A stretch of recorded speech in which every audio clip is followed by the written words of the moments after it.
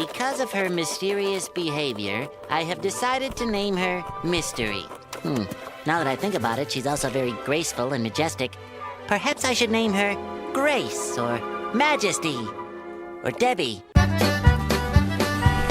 Ahoy, mateys, and welcome to another episode of I'm Ready, a SpongePod Squarecast.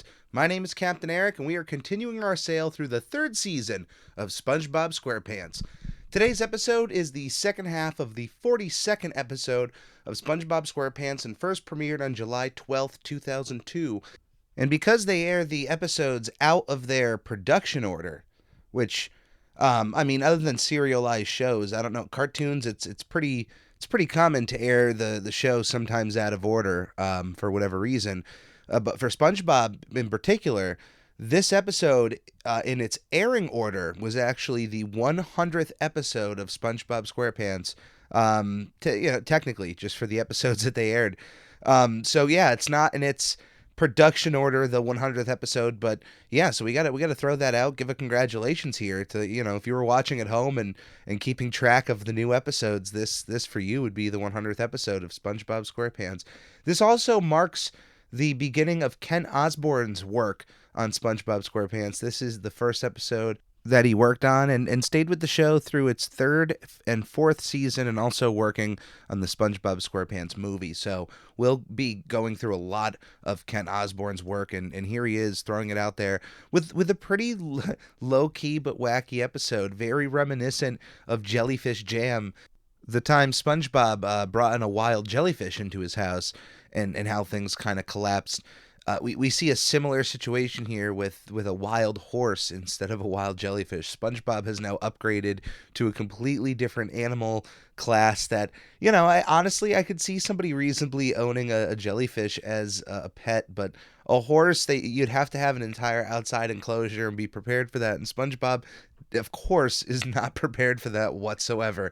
But the episode begins. I love that we get a start here with a bit more of the narrator. The narrator, which was always reminiscent of famous oceanographer Jacques Cousteau. If you've never looked into his work, please, that is a treasure trove of content worth jumping into. That is an ocean of content worth jumping into. I love that we just get this little moment where we get more of because he does this in a few episodes where he's almost like narrating like a nature documentary on Bikini Bottom. It always sounds like in those beginning intros like he's going to be talking a little bit more, and it's usually just a one-time thing, but he stays a little bit longer this time, commenting on the sea star and their habitats during the springtime and what they're doing in those habitats. And it's a great gag that I love. I kind of adore. But we also get another gag that becomes a very ongoing comedy gag in SpongeBob, and that is just the world, the universe being outright mean to Squidward, even when he is trying to do the right thing. That's now, up to this point, we've seen a lot of karma bite Squidward right back, self-earned situations that he just consistently finds himself into and is the root cause of. But there's also half the time where there is a lot of unjust torture and just downright meanness that happens to the character, even when he is outwardly trying to be a better person and is trying to do the right thing, and it's just the universe still coming down on him. It's his role on the show to take that punishment. Totally understand it. So in this episode, I don't know. They went a little bit overboard with it. That I think it became funny. And there's the rule of comedy here. Comedy comes in threes. If you're a Rick and Morty fan, you should recognize that statement. Well, if you pay attention to this episode, there's a lot of the 3-act comedy bits that work majestically each and every time throughout this episode. There are a ton of laughs, but so right in the beginning, it's springtime in Bikini Bottom. We got a little bit with Patrick shedding his winter coat and storing it for the winter, or for the springtime, which is just covering it in sand, and I guess he just retrieves it, before winter sets in. But right as SpongeBob and Squidward are coming out of their homes, SpongeBob asks, Squidward to say hi to the flowers because SpongeBob was just saying hi to everything as usual. Squidward, instead of scoffing the idea off or saying something nasty, he's very melancholy. But it's early in the morning, seemingly by the lighting. He goes down and actually says hello to the flowers, which the flowers apparently are living and I don't know. I'm can only guess carnivorous, but they actually hiss at Squidward, prompting him to run back into his house. Nugget one of just kind of the universe being unfair to Squidward. He was saying hi to the flowers. I know he was being a bit melancholy, but you got to give a guy credit right in the morning. It's a bit unfair to go that hard on him. But SpongeBob perceives this as Squidward having hay fever, so that prompts him to plant some hypoallergenic flowers, which it's really sweet. And yeah, I'm just that would be really nice for somebody to do if they found out you had an allergy and they took out all of the bad flowers and replanted you new ones. Unfortunately, every time SpongeBob looks away, the flower he had just immediately planted has a massive bite mark into it. The gag here is a very classic SpongeBob type gag in which every time SpongeBob looks away, the flower gets another bite into it, keeps planting new flowers, then eventually not wanting to take his eyes off of the flower until they are dry and brittle, and one little hello from Patrick. Like a bunch of time passes in between like the third flower and the fourth flower, and one little hello, one look away from saying hi to Patrick, and comes back, and there's a massive bite mark again. So, classic jokes up to this point that really work, really land. Had me on the floor like laughing. Just even though I wasn't on the floor, I was sitting, but I was laughing audibly at some of the jokes in this episode. This being one of them.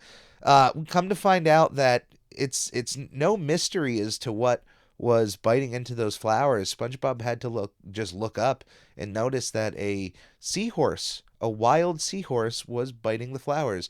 SpongeBob is enthralled with the seahorse and is obsessed with this horse throughout this entire episode. A horse that he deems tameable, and sets out on a quest to tame this horse and make it his friend, which of course he does. But what's great is before he eventually woos this horse into his life, the some of the names he was going over, he was kind of like looking at the horse, writing notes, noting how graceful it is, how majestic it is, and coming up with Grace or Majesty as possible names, or Debbie. And apparently in the French dub, ultimately they decided to just go with Debbie. So kudos to the French out there for going with that decision. I love the name Debbie as the horse's name. But he ends up settling on the name Mystery because of just how mysterious she is. He ends up wooing this horse very easily by his bookmark, which looks like a flower. And I think at this point, once you hand feed an animal, there's a little bit of a bond there, and that is one way you can earn an animal's bond, is just giving it food. That's a level of trust. Hey, I can trust this thing. It feeds me all the time. I mean, that's why our pets love us. Yeah, I'm sure some of you listening have a pet who absolutely, like, the second a bag of chips opens up or something, they go nuts. So they love food. Here's SpongeBob feeding Mystery, and we get another gag here of we get a nice bit here where SpongeBob has a mustache, and this back and forth between the camera looking at his face and in Mystery. Just once again, another joke that lands completely. Love it every time. We then get a nice montage of SpongeBob and Mystery and all of the different things they're doing.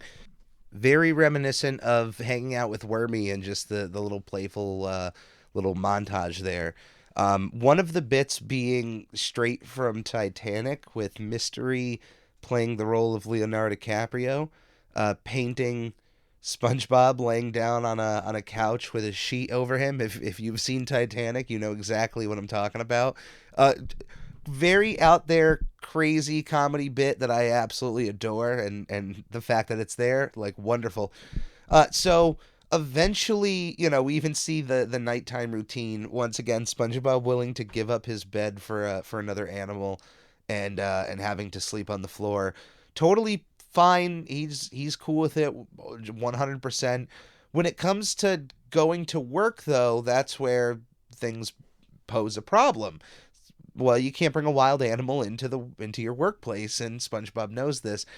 Decides to tie up Mystery outside like you would just at the Old West, and I love that there's an area for this to happen at. But unfortunately, we get a actually like kind of mature joke here where two customers believe that Mystery is a coin operated like ride on horse, and can't find where the coin slot is, but then they discover it, which prompts Mystery to cause a tantrum. If you can put two and two together as a human being, you know exactly what that joke is, and that's hilarious. It's absolutely funny, and even the first time it aired, I knew exactly what they like did there, and it was just like, wow, that was a really mature joke in a children's show that is absolutely hilarious if you get it. And it's such a clever joke that because it's all audible, it's all set off screen. There's nothing shown or anything like that. So if you get the joke, you get a nice laugh, and that's a wonderful thing. Because of this tantrum, Mr. Krabs, discovers that SpongeBob, brought this horse, to work, and she's causing an issue, and she's got to go. She can't be here.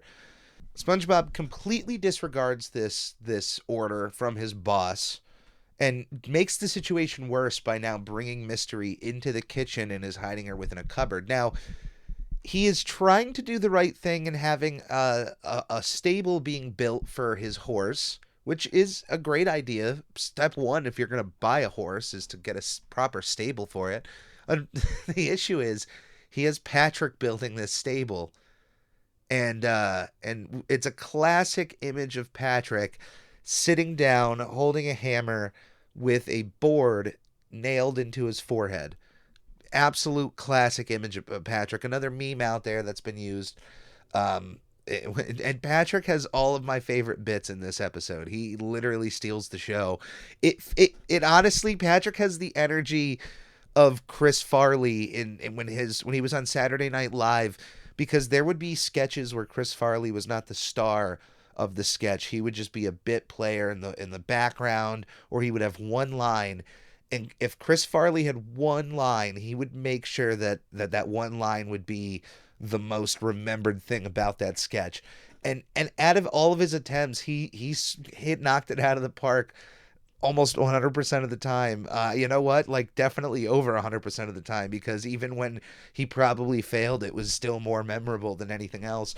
Patrick, every time he's on screen in this episode, even when he's doing nothing but sitting there with a board in his head, completely steals the show. It's crazy.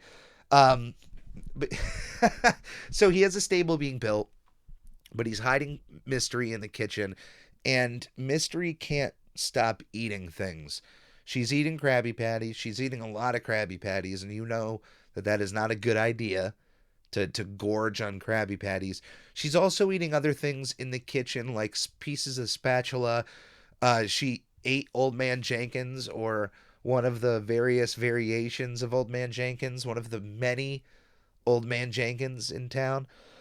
She's eating other things. She's eating every order that's supposed to be coming out of the kitchen, and we get probably one of my favorite gags in this episode.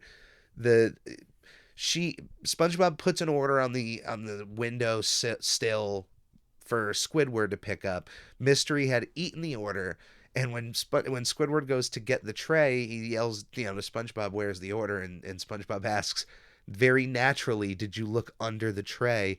And Squidward goes, "No, I didn't, sorry," and lifts up the tray, as if it's a regular thing. And the fact that Squidward apologized for that, it gets just, I laugh every single time this bit absolutely works. By the way, we forgot to mention that before this bit with Squidward here, he is out, riding his bike, and sees SpongeBob, kind of hanging out with a horse and whatnot, and seeing, they're frolicking. And Squidward, instead of yelling something, fresh and mean and jerkish out, decides to hold restraint and to bite his tongue and say nothing, and even says, "Think of your karma," which immediately means that Squidward trips over something on his bike and careens him off of a cliff to land at the bottom, only to have a nuclear-looking explosion happen upon his body. Just the life of Squidward, ladies and gentlemen. Squidward tentacles. Now with Mystery going on a rampage, eating everything, eventually she is caught by Mr. Krabs. And Mr. Krabs this time takes his approach with SpongeBob in a bit like he was already harsh, tried to lay down the law, that didn't work.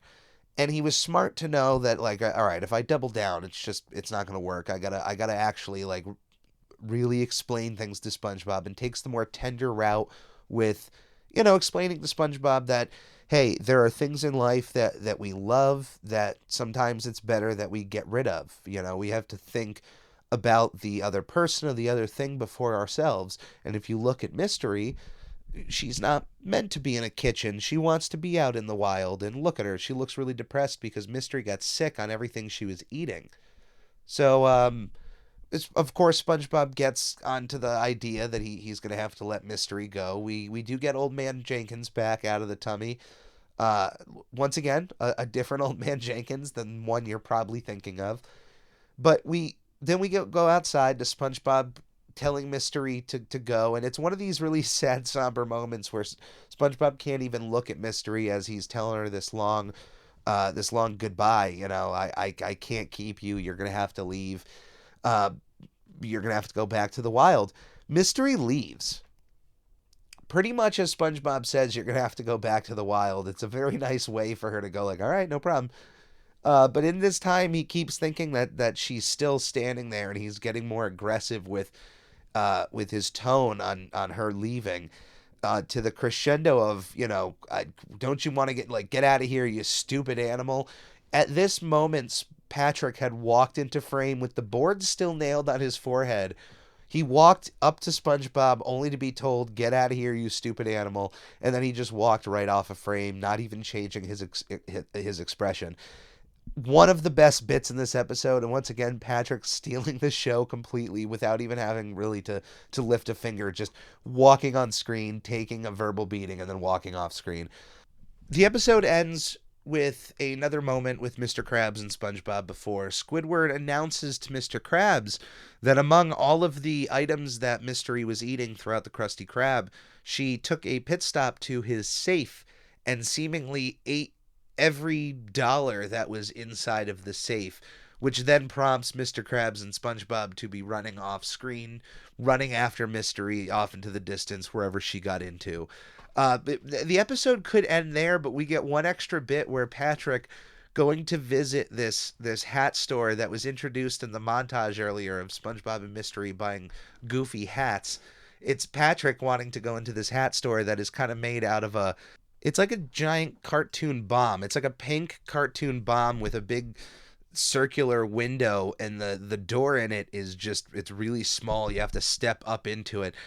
And the ending gag here with Patrick, still with the board attached to his forehead, and the board is blocking him getting into the door, and he just bumps into the doorway 3 times before the credits roll.